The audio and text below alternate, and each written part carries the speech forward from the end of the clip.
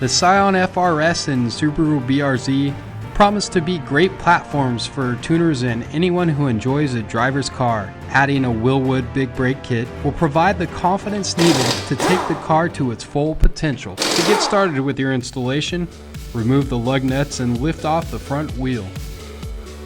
Unbolt the brake line fitting from the strut. Remove the 2 bolts that mount the stock caliper. Slide off the caliper and hang it to the side with a piece of wire. You can now pull off the stock rotor.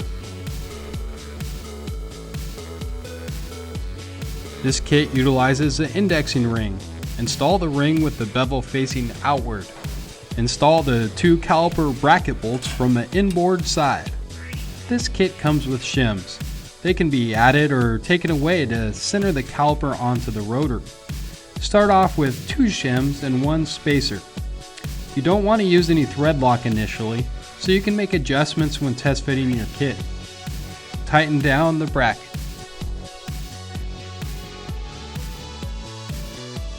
You need to assemble the Wilwood hat and rotor.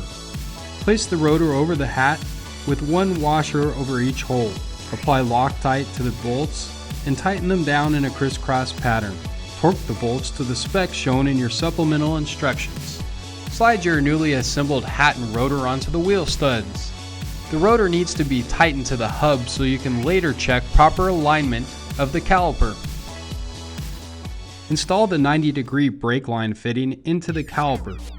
The fitting should end up facing up, in line with the caliper body. Shims are used on the caliper mounting studs. These shims adjust the height the caliper rides on the rotor. Start off with 2 shims.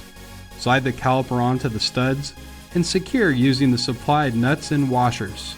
With the caliper and mounting bracket properly installed and torqued, make sure the rotor is centered in the caliper body. Install the brake pads by sliding them in through the top of the caliper. The edge of the brake pads should align with the edge of the rotor. Once proper alignment is achieved, you need to reassemble the caliper and caliper bracket using red Loctite this time. Torque the bolts to the setting provided in your kit's instructions. Finish installing the brake pads by installing the retaining bolt, spacer, and the nut. Start removing the OEM rubber brake line by removing the clip from the bracket where the hard line and rubber line meet. Unscrew the rubber line and cap quickly to avoid any leakage. And unbolt the bracket. Unclip the ABS sensor wire from the bracket. This bracket will need to be widened to make room for the new connector.